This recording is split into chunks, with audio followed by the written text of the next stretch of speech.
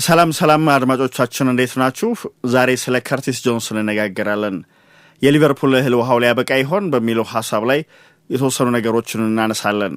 ለቻናላችን አዲስ የሆናችሁ ቻናላችንን ሰብስክራይብ፣ ላይክ እና ሼር በማድረግ እንድትቀላቀሉ እንጋብዛለን። የከርቲስ ጆንስ የሊቨርፑል እህል ውሃ ሊያበቃ ይሆን? ሊቨርፑል በደርቢ ጨዋታ ካገኘው አስደሳች ድል በኋላ በአእምሮ ውስጥ ተሰንቅረው ከሚቀሩ ምስሎች መካከል አንዱ የክለቡ ብቸኛ የከተማው ተወላጅ ስካውሰር የሆነው ከርቲስ ጆንስ ምስል ነው። የ25 ዓመቱ ወጣት ተጫዋች ቨርጂል ቫን ዳይክ በመቶኛው ደቂቃ ያስቆጠራትን የድል ግብ ደስታ ከቡድን አጋሮቹ ጋር እየገለጸ ከነበረበት ለአፍታ ዞሮ የኤቨርተን ደጋፊዎች ፊት ለፊት ተስፋ ቆርጠው መሬት ላይ በወደቁት ግብ ጠባቂው ጆርዳን ፒክፎርድ እና ኬርናን ዲውስበሪ ሆል ላይ ሲሳለቅባቸው ታይቷል። በቶክሴት ያደገው ጆንስ ይህ የደርቢ ፍልሚያ ለሊቨርፑል ደጋፊዎች ምን ትርጉም እንዳለው ከማንም በላይ ያውቃል። በ2020 በኤፍኤ ካፕ በ18 ዓመቱ በኤቨርተን ላይ አስደናቂ ግብ አስቆጥሮ ብቅ ካለበት ጊዜ ጀምሮ ለልጅነት ክለቡ መጫወት ትልቅ ክብር እንደሆነ በስሜት ሲናገር ቆይቷል። ጆንስ ከጨዋታው በኋላ ለቪያፕሌይ በሰጠው ቃለ ምልልስ ይህ የእኛንና የእነርሱን ማንነት ያሳያል።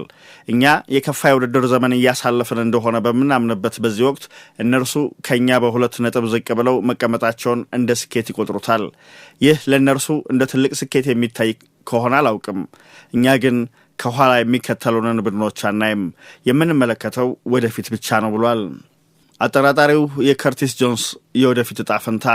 ጆንስ ኤቨርተንን በገጠሙበት ጨዋታ 90 ደቂቃ ሜዳ ላይ ቆይቷል። ምናልባትም ግን የመጨረሻ የሜርሲሳይድ ደርቢ ተሳትፎው ሊሆን የሚችልበት እድል አለ። በ2020 የፈረመው ውል ሊጠናቀቅ የመጨረሻዎቹ 12 ወራት ውስጥ ገብቷል። በሚቀጥለው የውድድር ዘመን የት ሊጫወት እንደሚችል በእርግጠኝነት መናገር የሚችል የለም። ጆንስ ካለፉት የሊቨርፑል 20 ጨዋታዎች ውስጥ በቋሚነት የጀመረው በ7 ብቻ ነው። ከእነዚህም ውስጥ 3ቱ በጊዜያዊነት የቀይ መስመር ተከላካይ ስፍራን ለመሸፈን የተሰለፈባቸው ነበሩ። ኖቲንግሃም ፎረስትን በጀመሩበት ጨዋታ የመጀመሪያ ተሰላፊ የሆነው ፍሎሪያን ቪርትስ በልምምድ ወቅት በመጎዳቱ ብቻ ነው። ይህ ሁኔታ በታህሳስና ጥር ወራት ውስጥ ካሳየው አቋም ጋር በእጅጉ ይቃረናል። በዚያ ወቅት ከ10 ጨዋታዎች 9ን በቋሚነት በመጀመር በሊቨርፑል ቆይታው የተረጋጋ ጊዜ አሳልፏል። ምንም እንኳን አህዞች ካለፈው ዓመት ጋር ሲነጻጸሩ ብዙም መጥፎ የሚባሉ ባይሆኑም ጆንስ ግን የበለጠ እድገት እንደሚያሳይ ተስፋ አድርጎ ነበር። ጆንስ ኮሚኒቲ ሺልድን ጨምሮ በዚህ የውድድር ዘመን 23 ጨዋታዎችን በመጀመሪያ ተሰላፊነት ተጫውቷል።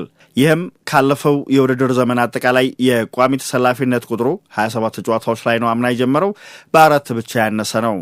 ባለፈው የውድድር ዘመን በተመሳሳይ ወቅት 16 የፕሪሚየር ሊግ ጨዋታዎችን በመጀመሪያ ተሰላፊነት ጀምሯል። ዘንድሮ ግን 13 ጨዋታዎችን ብቻ ነው የጀመረው።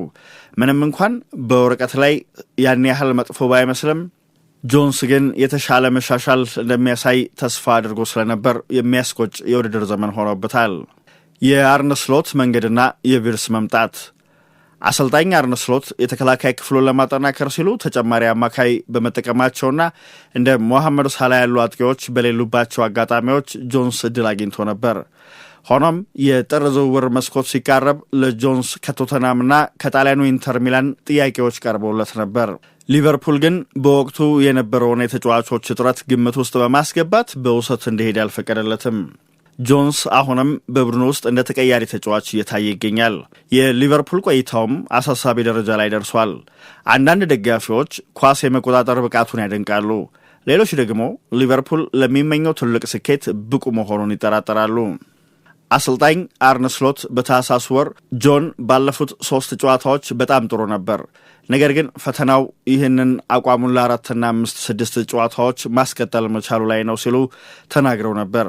ሆኖም ፍሎሪያን ቪርትስ ወደ ቡድኑ መቀላቀሉ ጆንስ ወደ ተቀያሪ ወንበር እንዲገፋ አድርጎታል።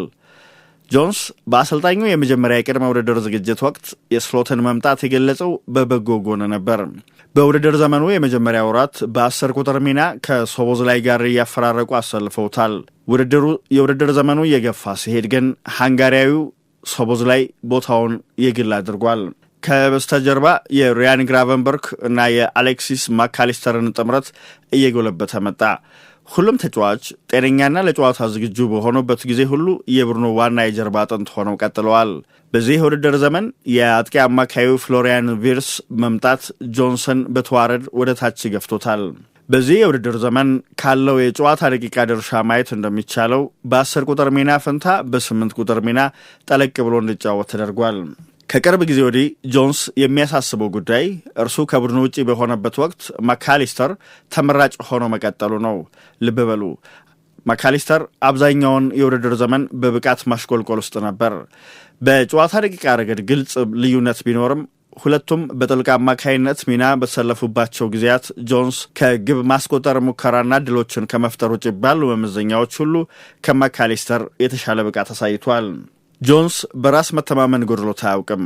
ሊቨርፑል በቻምፒየንስ ሊግ የምድብ ጨዋታ ኢንተር ሚላንን 1-0 ሲያሸንፍ የመሃል ክፍሉ እንዴት ጥሩ ሆነ ተብሎ ሲጠየቅ ጥሩ የሆነው እኔ ስለተጫወትኩ ይመስለኛል በማለት በቀልድ መልክ መልሶ ነበር።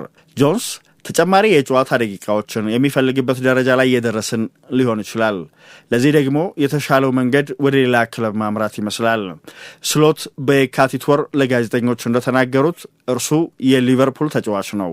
ይህንንም ደጋግሜ ተናግሬያለሁ። ለእኛ ለመጫወትም ሆነ ጨዋታን በቋሚነት ለመጀመር ብቃቱ አለው። በሚቀጥሉት ሳምንታት፣ ወራት እንደዚሁም በቀጣይ የውድድር ዘመን በእቅዳችን ውስጥ ሆኖ ይቆያል ብለዋል። የክለቡ ማንነትና ሆምግሮን ተጫዋቾች ጉዳይ ባለፈው ክረምት ትሬንት አሌክዛንደር አርኖልድን ያጣው ሊቨርፑል ሌላ የከተማውን ልጅ ማጣት የሚያሳዝን ይሆንበታል። እንደ ሞሐመድ ሳላና አንዲ ሮበርትሰን ያሉ አንጋፋዎቹ በዚህ የውድድር ዘመን መጨረሻ ሊለቁ ስለሚችሉ የክለቡን ባህል የሚያውቁ እንደ ጆንስ ያሉ ተጫዋቾች መኖራቸው ለቡድኑ አዲስ ለሚመጡ ተጫዋቾች ትልቅ ትምህርት ይሆን ነበር። በተጨማሪም በሊጉ ሕግ መሰረት በሀገር ውስጥ ያደጉ ተጫዋቾች ሆምግሮን ፕሌየርስ ኮታን ለመጠበቅ ጆንስን ማቆየት ለሊቨርፑል አስፈላጊ ነው። ጆንስና ጆ ጎሜዝ በአንድ ጊዜ የሚለቁ ከሆነ ክለቡ በዝውውር ገበያ ላይ ያለውን አማራጭ ያጠበዋል። ውሉ የማይራዘም ከሆነ ግን ሊቨርፑል ተጫዋቹን በነፃ ከሚያጣው በዚህ ክረምት በሽያጭ ማሰናበቱ ለሁሉም ወገኖች የሚበጅ ይመስላል። ይህ አሁን ክለቡም ሆነ ጆንስ ሊወስኑት የሚገባ ከባድ ጉዳይ ነው። ይህ የውድድር ዘመን በየትኛውም አይነት መንገድ ቢጠናቀቅ አሰልጣኝ አርነ ስሎትም ሆነ ሊቨርፑል ከባድ ውሳኔ ከፊታቸው እንደሚጠብቃቸው ግን አይካድም። ተጫዋቹም ቢሆን አዲስ ምዕራፍ ይፈልጋል። አዲስ ገጽ መክፈት፣ አዲስ ገጽ መግለጥ ይፈልጋል። ራሱን በከፍተኛ መድረክ እየተፎካከረ ለቀጣዮቹ ዓመታት ማየትም ይሻልና በዚያ ምክንያት ቀጣዮቹ ወራት በክለቡና በተጫዋቹ ወኪሎች መካከል በሚደረጉ ድርድሮች ትልቅ ውሳኔ ያሳልፋል ተብሎ ይጠበቃል።